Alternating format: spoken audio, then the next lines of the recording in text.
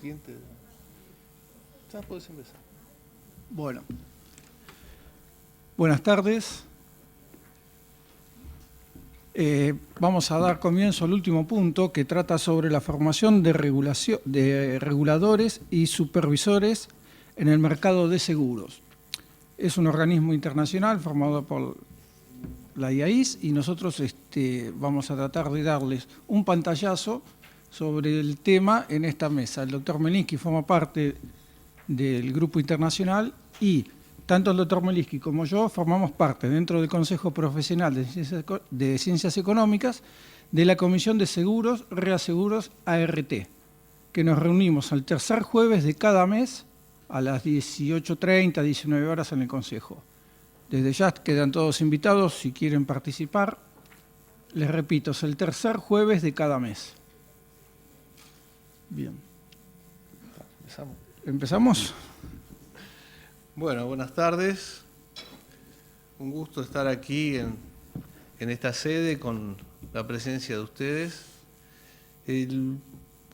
Lo que queríamos hacer en esta última sesión de la jornada es darles una idea o un nexo entre la formación universitaria que puedan tener los distintos profesionales en las distintas ramas. Digamos, centralizamos más en ciencias económicas, pero también este concepto es válido para otras profesiones. Particularmente podemos hablar de un abogado, porque tanto un contador como un abogado, como un actuario, salen de sus facultades, tienen su título, tienen su formación. Los actuarios sabemos mucha matemática actuarial y estadística y esas cosas, pero ¿qué es regular un mercado? ¿Cuáles son los elementos claves a tener en cuenta al definir una política de inversiones? ¿Qué significa contabilidad de seguros? Es decir, ¿qué significa derecho de seguros? O sea, todo lo que ustedes vieron, quienes son abogados expertos en seguros, la brecha con un abogado común es enorme, digamos, son especialidades. Y en particular, a mí me ha tocado trabajar profesionalmente con distintos organismos y en el ámbito internacional yo he participado en muchas actividades de la Asociación Actuarial Internacional, hemos organizado eventos aquí en el Consejo y este año me han pedido colaboración en un proyecto muy interesante, un proyecto de la Asociación Internacional de Supervisores de Seguros, algo así como el Banco de Basilea, pero no para bancos centrales, sino para superintendencias de seguros, cuya sede está en el Banco de Basilea. Ese es un detalle que no es conocido. Y tan es así que dentro de los objetivos de la Asociación Internacional de Supervisores de Seguros está la estabilidad de los mercados.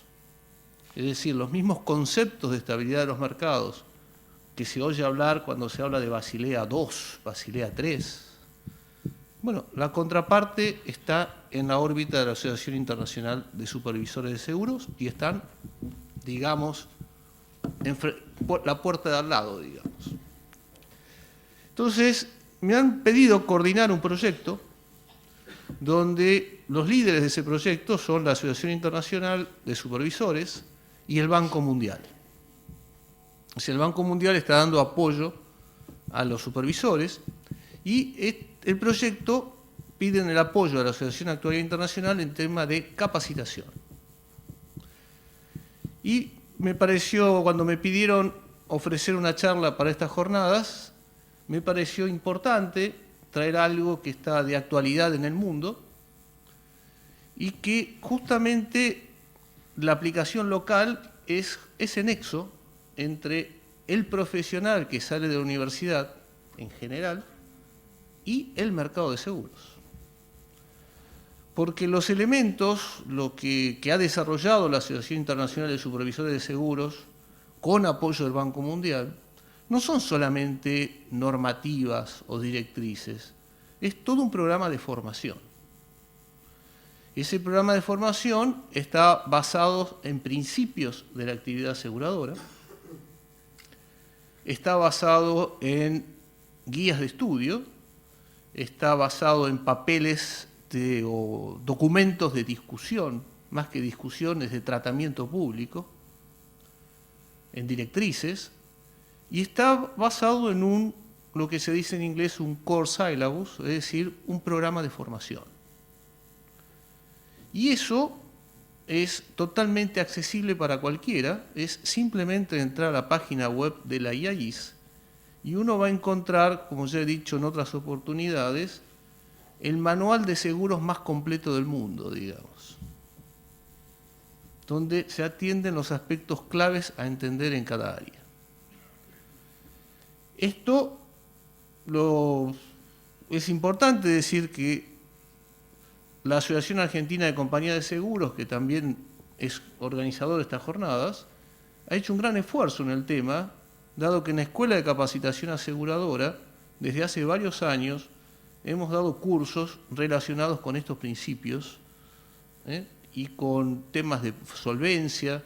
Si ustedes se acuerdan, en el año 2010, el entonces superintendente Medone sacó una resolución hablando sobre la aplicación de Solvencia II y principios de gobierno corporativo.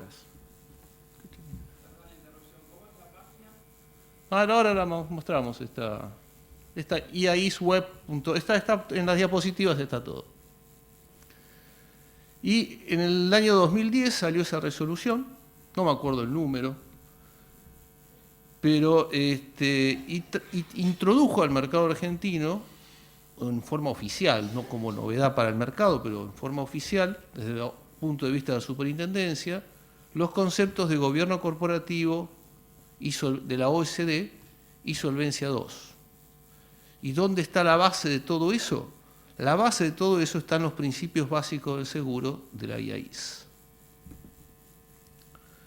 Entonces, la idea es caracterizar los principios básicos del seguro. Son 28 principios, cada uno tendrá unas 20 páginas, tenemos unas 400 páginas de material que podemos resumir en algunos índices, digamos. La referencia o el desarrollo de cada punto justamente va a la página web que nos han preguntado. Esos principios pasan a formar parte de un programa de formación. Si le preguntan a un contador qué es una reserva en seguros, lo más seguro es que conteste cualquier cosa, digamos, porque la palabra reservas para un contador es lógicamente utilidades retenidas, pero en seguros la palabra reservas no son utilidades retenidas, digamos.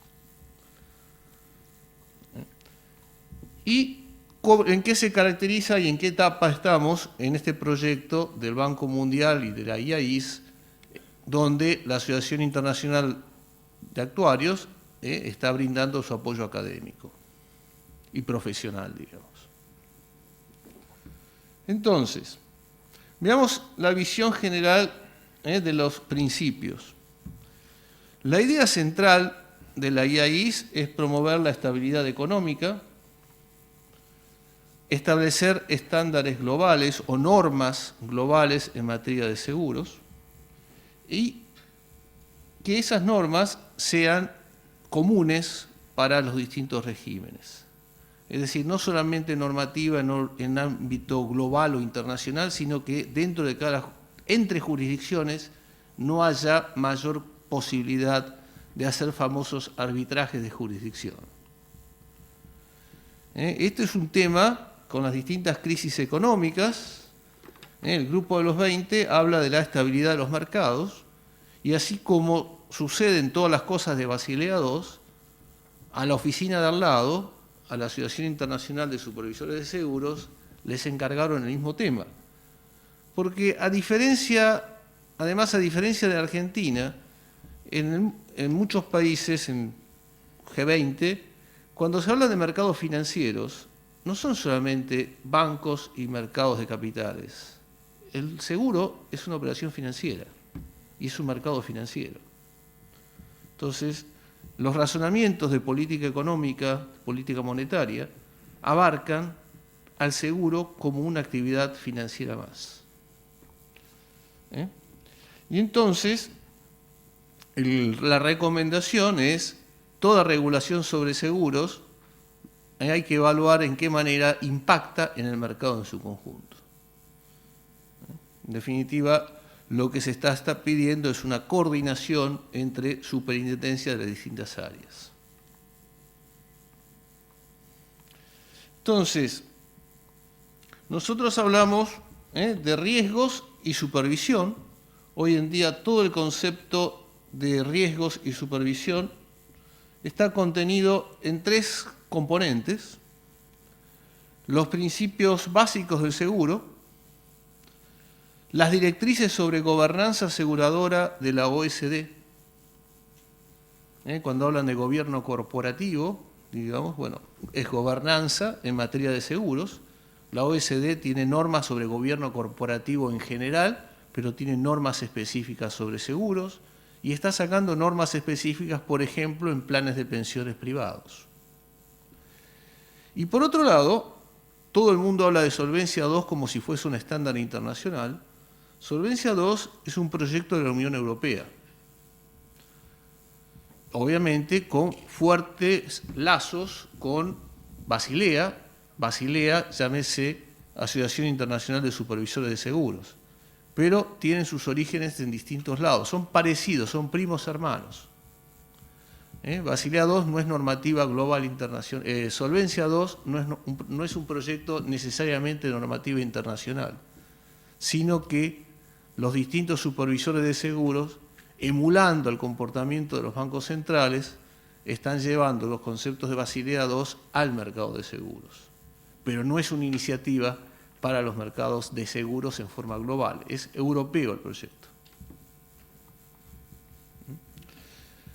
Entonces, se suele hablar, todo el concepto de supervisión hoy en día está orientada al riesgo. Es decir, no es lo mismo supervisar una entidad donde su cartera es exclusivamente seguros colectivos de vida de empleadores, que una entidad donde su actividad sea exclusivamente seguro de terremotos. Los riesgos son un poquito diferentes, digamos.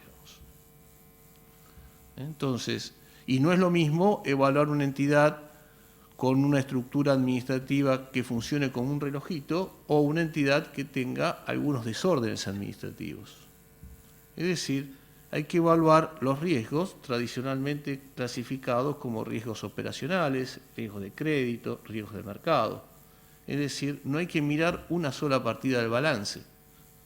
Nosotros todavía en Argentina tenemos un régimen vinculado con Solvencia I, es decir, donde los requerimientos de capital estaban basados en volúmenes de primas o volúmenes de siniestros.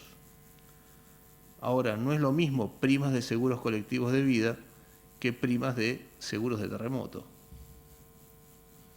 Pero el tratamiento es exactamente el mismo, en Solvencia I. Ahora, en Solvencia II el concepto cambia, porque el riesgo es diferente.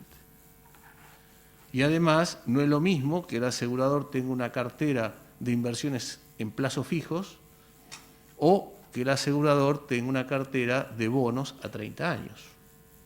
Es un poco diferente el perfil de riesgos, digamos. Entonces, el concepto de supervisión es identificar los riesgos. Y además, no solamente el riesgo de la empresa, sino el riesgo vinculado con el sistema. En bancos, muchos han oído hablar de Basilea II y el Banco Central de la República Argentina desde hace no menos de 20 años ya lleva implementado estándares de capitales mínimos basados sobre el riesgo, no solamente sobre el riesgo de crédito, sino los conceptos de riesgo de mercado llevan sus 20 años. Pero en seguros, en el mundo y en Argentina, esto es una experiencia completamente nueva. Nosotros, ¿un comentario? Sí.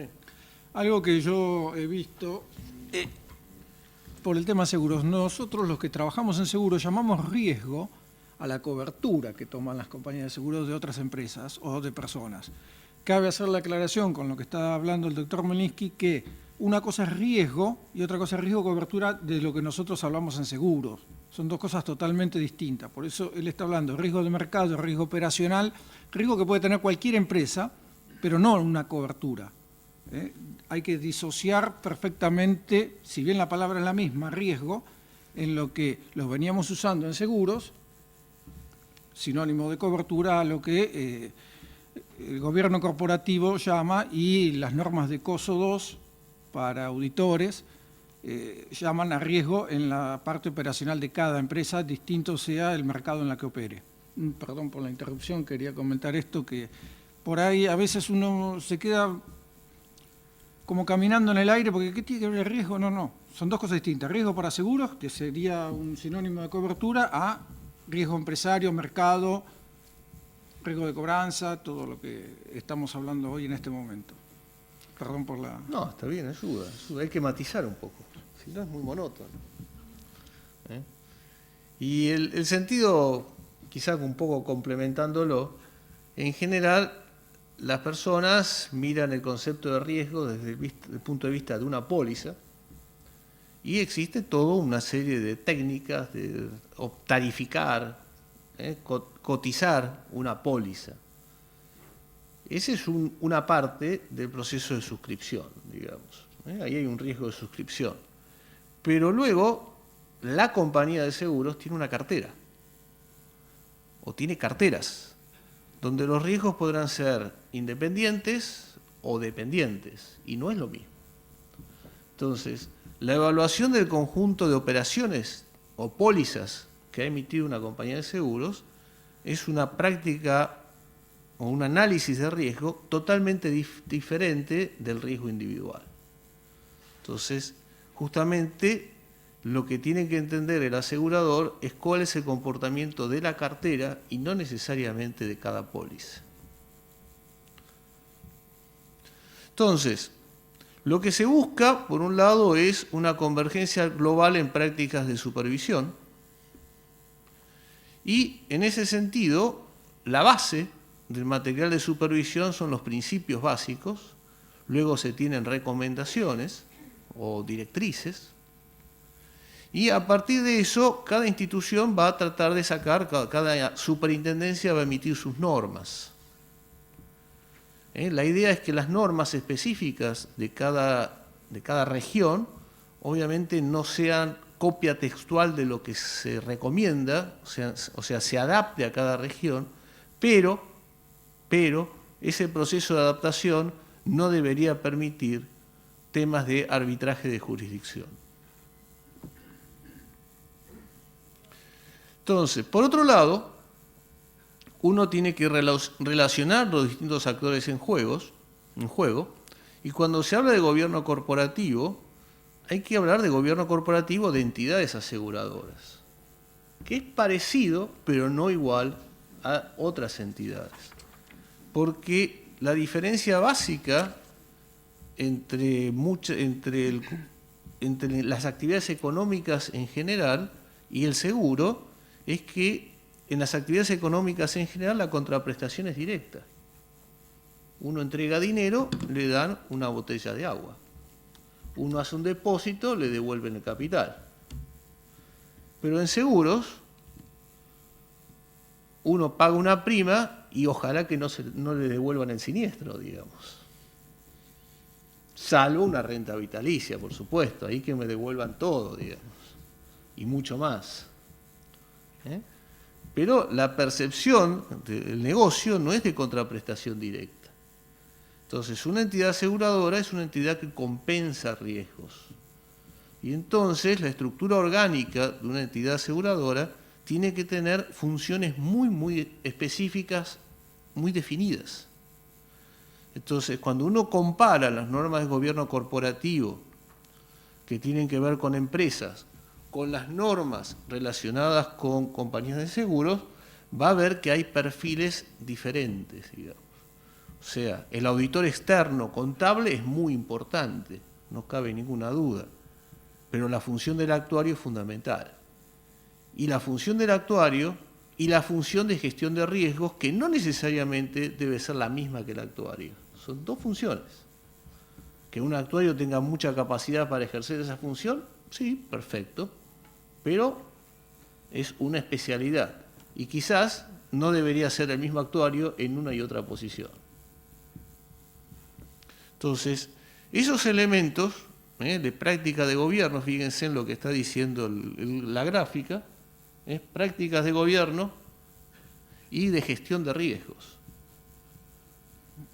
Entonces, es muy importante en general en gobierno empresario, las normas son de práctica de gobierno asegurando que la gerencia cumpla las políticas y demás. Acá, además de lo tradicional de cumplir las políticas, la función de gestión de riesgo es clave, digamos, es esencial. También los principios de gestión de riesgo empresarios se están difundiendo muchísimo en empresas, en general, pero es un tema muy particular y propio. En el caso del seguro tiene una dimensión mucho más grande porque el negocio en sí mismo es la compensación de riesgos. Y lo que no puede ser compensado tiene que ser reasegurado. Y ahí empezamos con una expresión donde nadie reasegura las botellas de agua, digamos.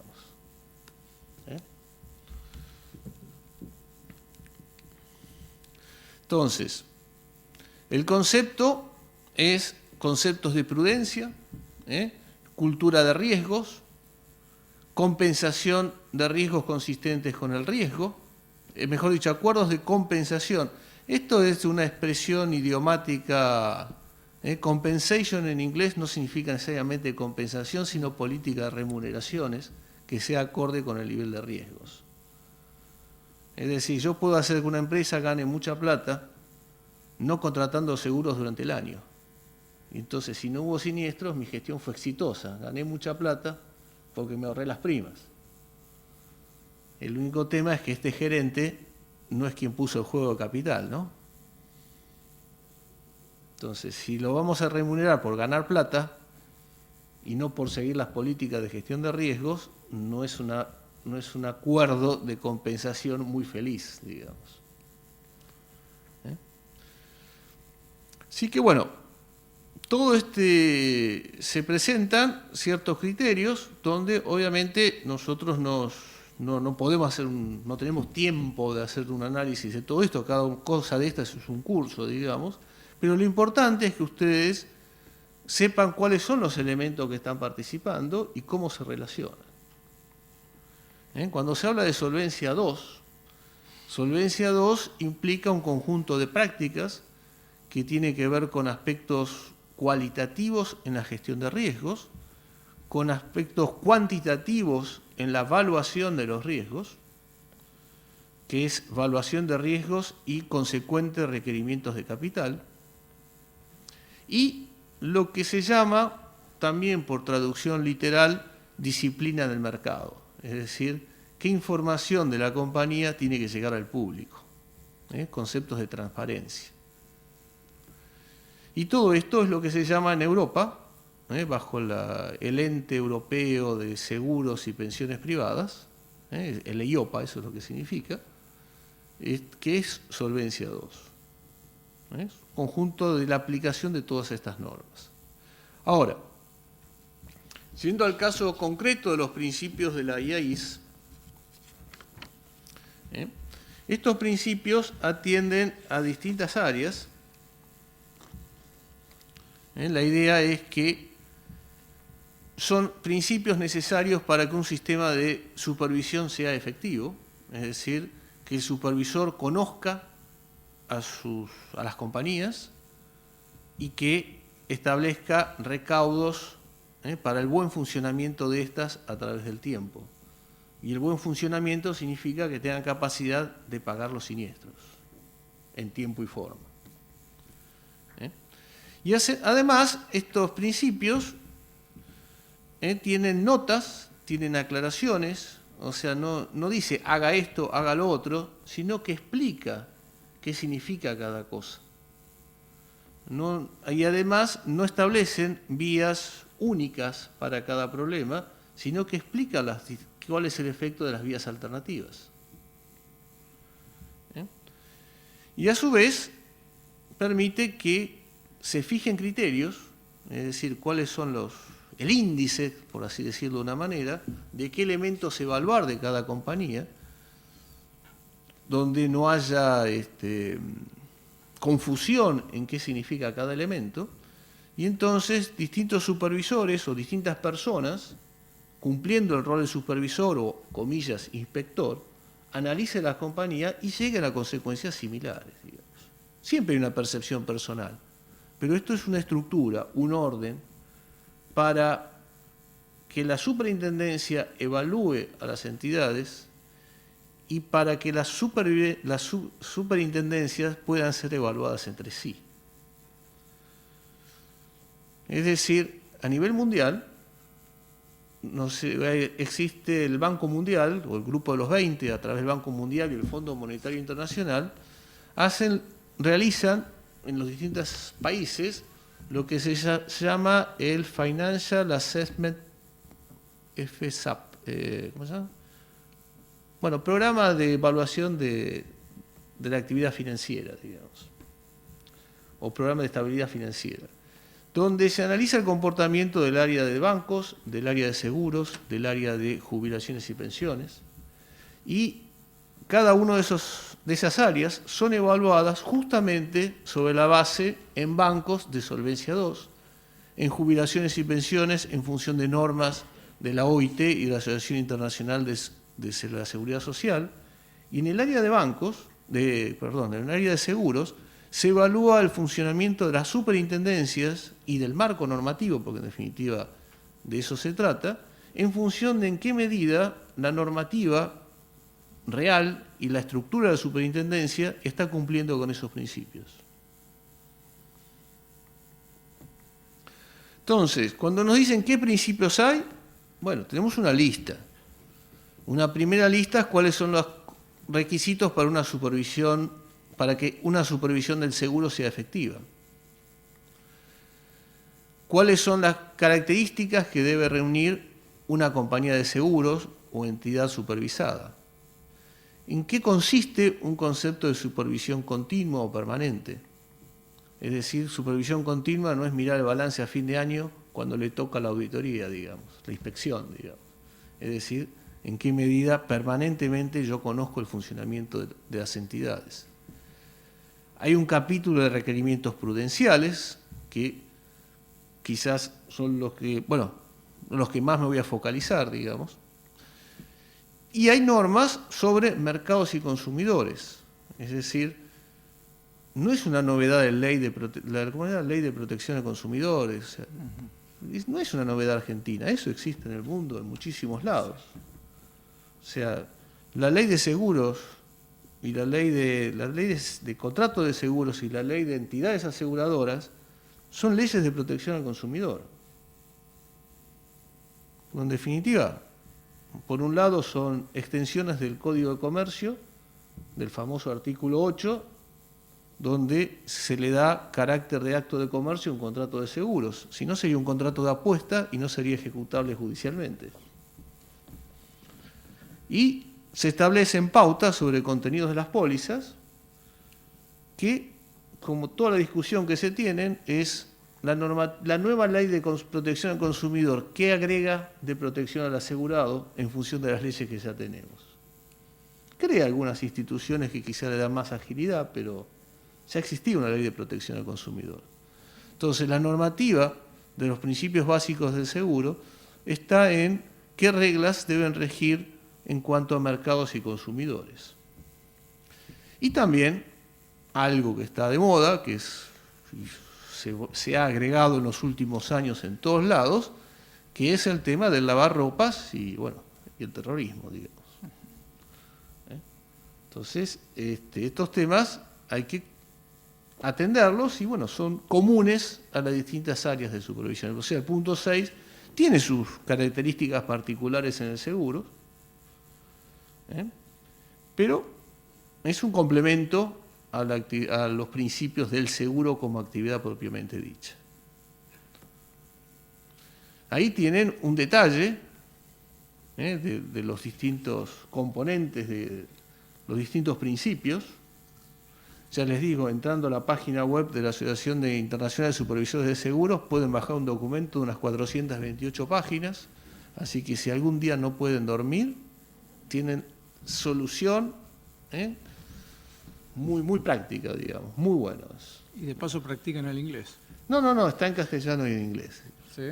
Sí. La diferencia es que la versión inglés es 2011, la versión inglés es, los dos son las mismas versiones, pero la que está en inglés está actualizada con unos ajustes del 2013. Las dos son 2011, 2012 y están la versión en inglés está ajustada a 2013. Lo que sí les recomiendo tener mucho cuidado, porque una cosa es leerlo en inglés y otra cosa es la traducción. Y las traducciones tienen, lo que yo digo en mis cursos, horrores de traducción literal, digamos. Por ejemplo, algo muy frecuente, financial. ¿Qué significa financial en inglés? Y generalmente se comete la misma traducción literal de traducir actual o comprehensive o you are, ¿cómo se llama? O you are a brick, donde las traducciones literales no tienen nada que ver con lo que quiere decir en inglés, digamos. Entonces, muchas cosas en financial en particular significa patrimonial y no tiene absolutamente nada que ver con los flujos de fondos. Entonces, hay grandes confusiones en el tema y entonces muchas veces piensan o se ve una norma que uno dice, pero esto habla de flujos de fondos. No, flujo de fondos es cash flow. Entonces, lamentablemente, en los textos, inclusive en estos textos de organismos especializados, se cuelan errores de traducciones literales. Clásicos. El primer principio comprende a todos, en cierta manera. Entonces, al hablar de objetivos, de poderes y responsabilidades del supervisor, establece un conjunto de elementos donde, leyendo el primero, uno puede husmear o puede imaginar qué es lo que dicen los demás, digamos. O sea, obviamente con cierta formación, ¿no? Entonces, las precondiciones para que haya una supervisión efectiva de seguros tiene que ver con un mercado macroeconómico, tiene que haber coordinación entre la banca, mercado de capitales y seguros. Todo está dentro de la política monetaria y fiscal. Tiene que haber una infraestructura pública muy bien desarrollada en cuanto a los organismos de control. Tiene que haber disciplina de los mercados, es decir, que los distintos directivos de entidades cumplan y se vean obligados a cumplir con las normativas. Mecanismos para proporcionar una adecuada protección, o sea, tiene que haber un mecanismo de seguridad jurídica. Los mercados financieros no tienen que estar, comillas, sujetos a intervenciones. Tienen que ser mercados eficientes. Tenemos que tener un adecuado esquema legal, judicial. Algo de eso se habló hoy a la mañana, ¿no? Principios y reglas de contabilidad claras. Y en este tema estamos todos inmersos hoy en día en el proceso de las famosas NIF, ¿no?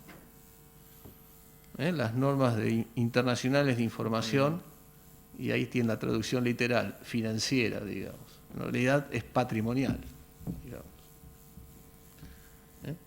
Y eso, justamente, hay todo un proceso, por ejemplo, de lo que hablamos de convergencia. Parte de la convergencia está en las normas de contabilidad. Que todos los países tengan las mismas normas de contabilidad. Casi las mismas, por supuesto. Que haya procesos de auditoría independiente, es decir, que haya quienes opinen sobre los estados financieros, comillas, los estados contables, de una opinión valedera, y que, si bien acá en Argentina esto ya lo tenemos cumplidos, en particular en los distintos países de Latinoamérica, faltan actuarios. Argentina es el gran proveedor de actuarios de Latinoamérica. Las excepciones en escuelas de formación de actuarios son Brasil y México. Y aún así en México hay muchos actuarios argentinos y hay muchos actuarios argentinos en Brasil.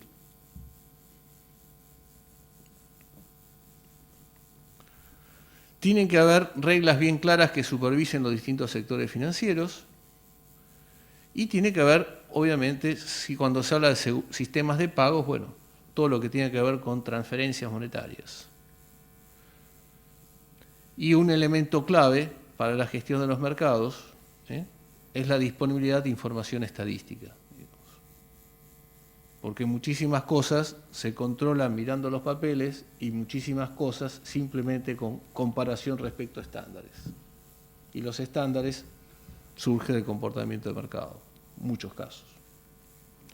Entonces, como quien dice alguna vez, no puede haber compañías donde el siniestro medio de los juicios sea 10 pesos y en otras 250. Si los dos se dedican a los mismos ramos, en las mismas áreas geográficas, algo raro tiene que haber, digamos. Cuando se hablan de requerimientos prudenciales, fíjense, salteamos de la 1, nos vamos a la 13, les dejo la incógnita de qué es lo que dicen las que siguen, digamos. Por ejemplo, aquí las normas establecen políticas o principios muy claros en materia de reaseguro. ¿Cuándo un reaseguro es un reaseguro? Quienes están en el mercado, quienes son auditores, quienes están en tarea de superintendencia, la pregunta es clave. ¿Cuándo un reaseguro es un reaseguro y cuándo un reasegurador merece confianza? ¿Cuándo tiene un reasegurador? Es un deudor de una compañía de seguros, se le está dando crédito. Pero a su vez, la compañía de seguros le da crédito a un reasegurador por un siniestro que la compañía de seguros tiene que pagar a un asegurado. O sea, es un tema bastante clave y eso es los principios ayudan muchísimo a interpretar esas cosas. Normas sobre evaluación, básicamente de pasivos. Ahí vienen todos los conceptos de qué son reservas. Normas sobre inversiones. ¿Cuáles son inversiones que deberían ser admitidas? ¿Por qué? ¿Cuáles deberían ser prohibidas? ¿Por qué? Un capítulo integral de evaluación y administración de riesgos. Y en qué medida el capital es adecuado. Es decir, margen de solvencia. Y qué activos son computables como capital. O sea, estos principios... ninguno de estos capítulos tienen altos contenidos de matemáticas. Son todos conceptos. Justamente es el nexo, son los nexos que permiten que un profesional, digamos los dos casos típicos, el abogado y el contador, el licenciado en administración, puedan salir de la facultad y entender inmediatamente las diferencias entre una empresa comercial y una compañía de seguros. Entonces, sobre la base de esos principios, está el programa de formación, donde el propósito es justamente que los distintos supervisores puedan aplicar los principios. ¿Cómo hago para formar un profesional de la supervisión? Pero yo, más que en realidad, también este programa ayuda a que un gerente o un directivo de una compañía de seguros entienda qué es una compañía de seguros y cuál es el rol de la regulación y cuál es el rol de la supervisión, para así poder tener en claro cuáles son sus deberes y por qué son sus deberes, digamos. Y eso ayuda al entendimiento entre superintendencia y compañía. También hay aspectos, este programa de formación fue desarrollado originariamente entre el Banco Mundial y la Asociación Internacional y ahora está en un proceso de revisión. Y ustedes ahí tienen la página web, la primera parte, iaisweb.org, es la página general y esta es la página particular, donde se muestran los distintos módulos, así como yo les dije que hay 28 principios, hay tantos módulos, hay módulos para cada principio o 2 o 3 módulos para un mismo principio, digamos. Y están los contenidos específicos, están las notas para quienes cumplen funciones de instructores y también hay un módulo de estudio de casos. Entonces, el equipo de apoyo de la Asociación Actuarial Internacional tiene como objetivo trabajar sobre estos principios, que son básicamente por fijar una fecha, digamos 2003, y ponerlos en el 2015. A la luz de una serie de experiencias, de prácticas, de nuevas modalidades operativas del mercado, o nuevos productos, si quieren decirlo. Y la idea es que esta sea una herramienta de capacitación actualizada. Es un proyecto que se estima que va a durar 2 años, 2 a 3 años. Está separado en módulos, básicamente que tienen que ver en principio con los mismos módulos de los principios de la IAIS, y llevan su tiempo. El tema se hace a través de un proceso de voluntariado, donde los actuarios miembros de la Asociación Internacional, en el caso particular, nuestro Consejo Profesional es miembro pleno de la Asociación Internacional de Actuarios, obviamente por la parte de los actuarios, digamos. Y lo que ha pedido la Asociación Actuarial Internacional es entre los actuarios de las entidades miembros que trabajan en las distintas secciones de la Asociación Internacional ofrezcan sus servicios sobre la base de un concepto de voluntariado. Y esto es una cosa importante porque es una oportunidad para promover el rol del actuario en el ámbito internacional. Justamente acá en Argentina la profesión de actuario está muy establecida y es conocida además, pero en otros países, digamos, cualquiera con un sello en la frente que diga actuario, puede hacer muchas cosas raras, digamos.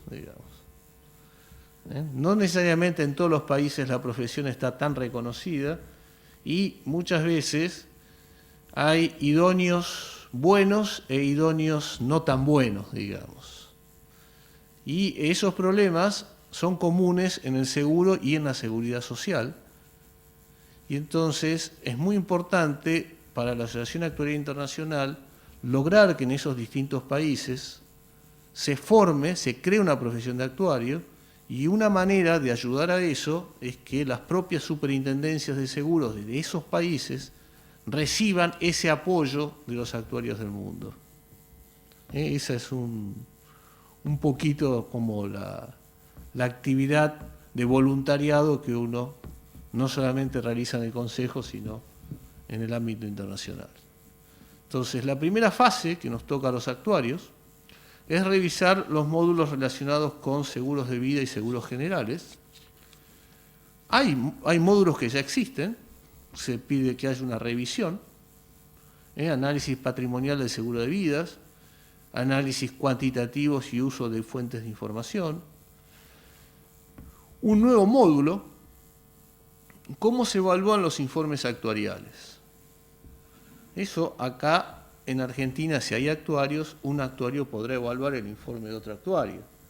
Pero, volvemos a decir, en muchas jurisdicciones de Latinoamérica no hay actuarios de verdad en las superintendencias.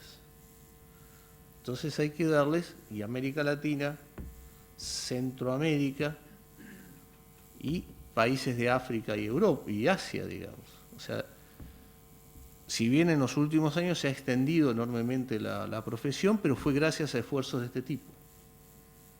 Hasta tenemos una sección de Actuarios Sin Fronteras. Se ríen, pero no es tan fácil.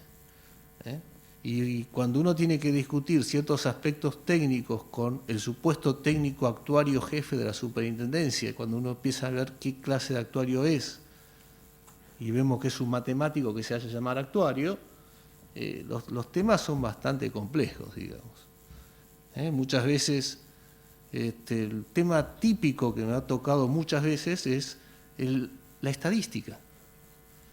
Todo el mundo toma una serie de datos indexados en el tiempo e inmediatamente quiere aplicar los procedimientos matemáticos y el software más avanzado para hacer el ajustamiento de la serie y hacer proyecciones.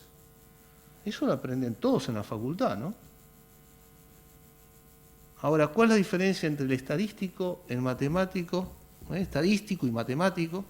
Que seguramente de fórmulas, de derivadas, de algoritmos, del uso de la computación, sean maravillosos, digamos.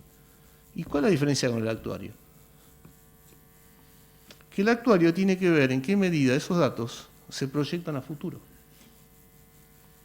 Y entonces es habitual, por ejemplo, en un caso típico, análisis de series de mercados de capitales, calcular la media y la varianza de la cotización de las acciones de los últimos 15 años y sobre la base de eso hacer proyecciones para el año que viene.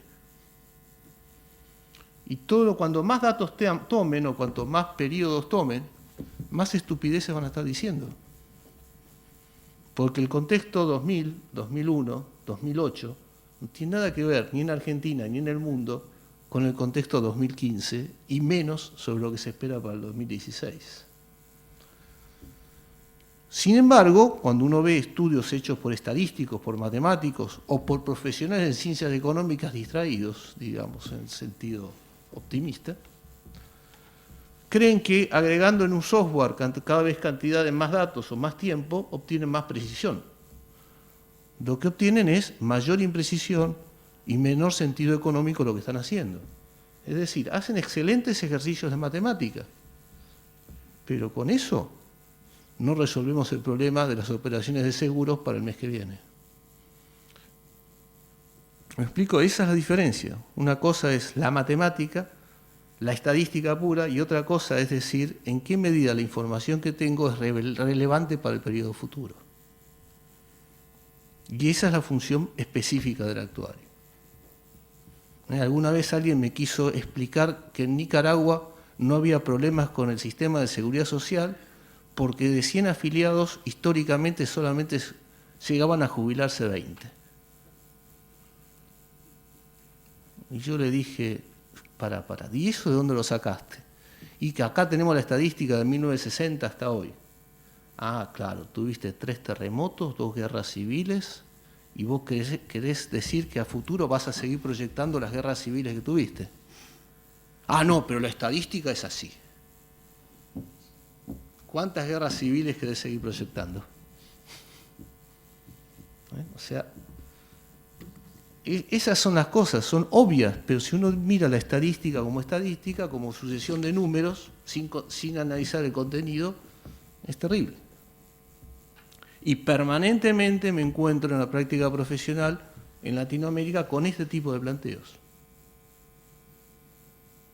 En distintas áreas, supuestos actuarios, supuestos especialistas, idóneos actuarios, llegan a decir esas cosas. Y es muy difícil dar vuelta a esos razonamientos, porque en general muchas veces esos razonamientos se hicieron públicos y entonces ¿cómo dan marcha atrás?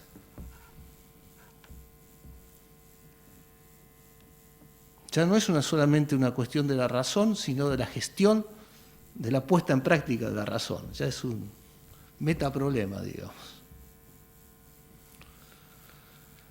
Entonces, el uso, análisis cuantitativos y fuentes de información, evaluación de informes actuariales, todos los conceptos de administración de riesgos, se pide reescribir los manuales que actualmente existen. Mucha gente piensa que administrar el riesgo es buscar cuál es la distribución normal que mejor ajusta a una serie y calcular el valor a riesgo. Bueno, muchachos, volvemos al problema de los estadísticos. Ese no es el problema.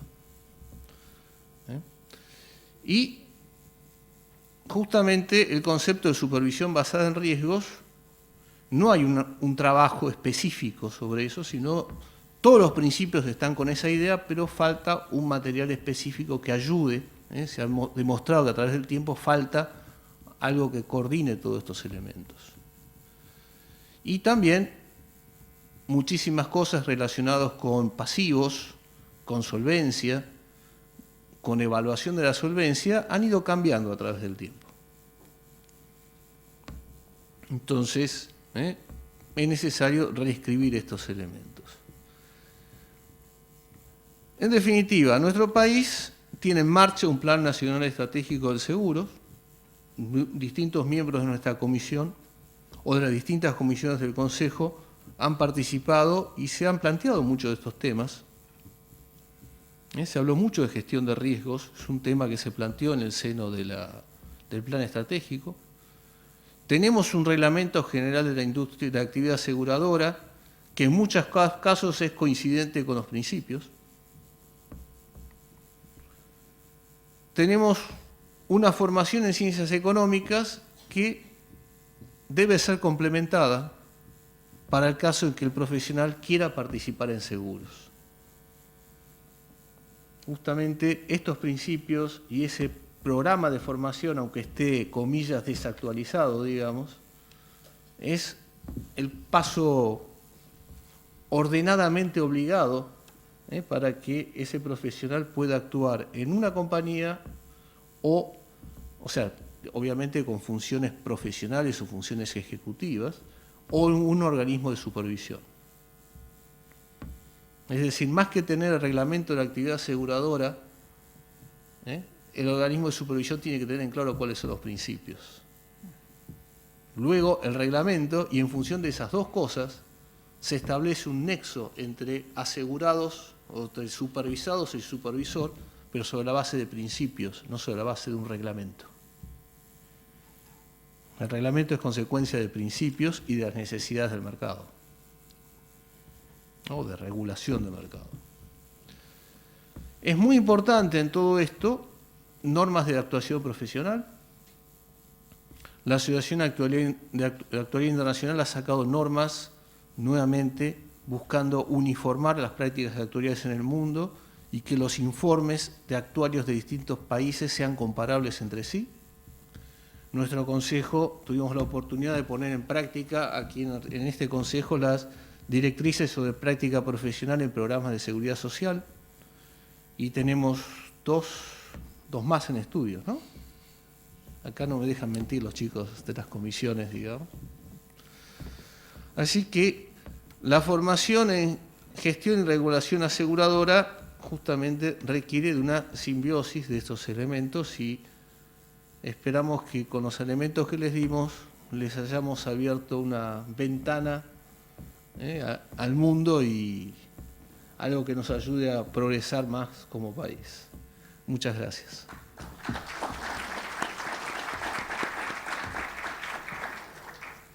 Bueno, damos la posibilidad de que la gente que necesita hacer algunas preguntas las pueda hacer, y acá el doctor Melnitzky seguramente las va a contestar en la medida de la posibilidad. Porque ser actuario no es predecir el futuro.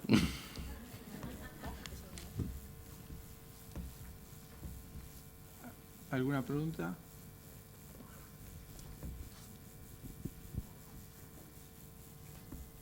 Sí.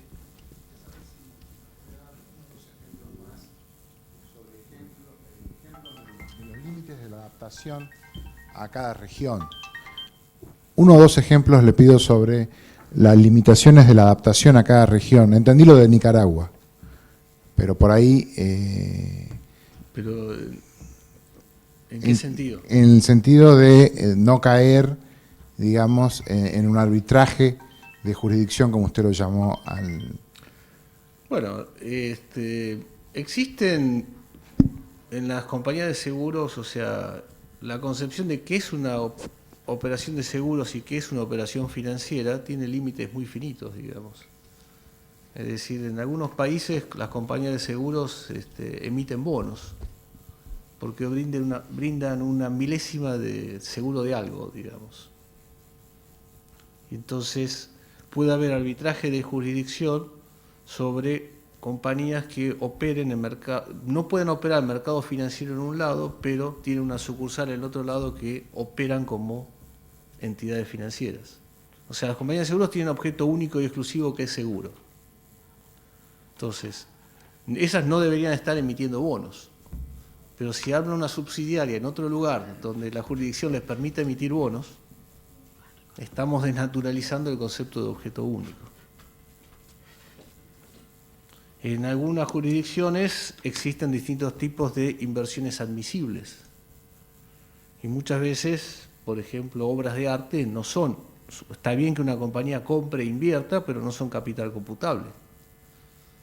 Pero una subsidiaria en un paraíso fiscal quizás pueda decir que el busto del presidente justifica el capital. O sea, hay muchos rubros, digamos. O sea, lo que pasó con Enron es un arbitraje de jurisdicción. O sea, se hizo abuso de las normas de Estados Unidos sobre qué es una sociedad vinculada. Se establecieron sociedades vinculadas buscando la excusa para decir que no eran vinculadas en distintas jurisdicciones. Y la empresa madre vendía activos malos, se los vendía a créditos a sociedades vinculadas que no eran sociedades vinculadas, porque se hacía abuso del concepto de vinculadas. Entonces, lo que no valía nada en casa matriz tenía valor en otra jurisdicción y sumaban los patrimonios. O por lo menos un activo que había perdido valor en casa matriz se lo vendían por el valor originario a la subsidiaria.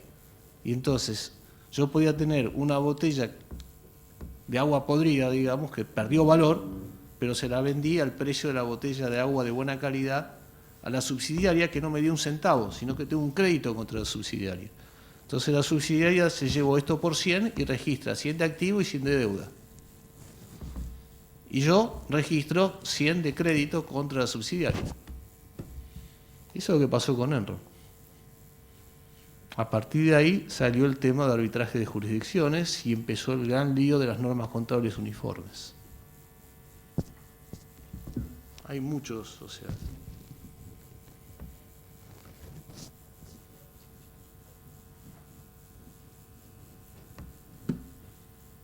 ¿No hay más preguntas?